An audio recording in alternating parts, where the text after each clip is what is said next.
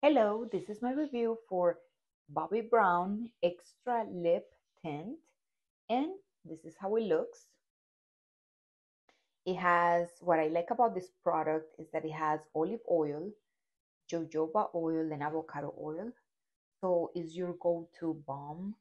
I have an extra lipstick on my lips, but before I put the color, I put this on my skin, and it's just like glossy, and it has a very light tint of pink. I love this product even after my routine at night, and when I remove the color of my lips. I enjoy putting this on because it really hydrates my lips. This is how it looks. Has a beautiful presentation. I hope you like my video. Thank you for watching.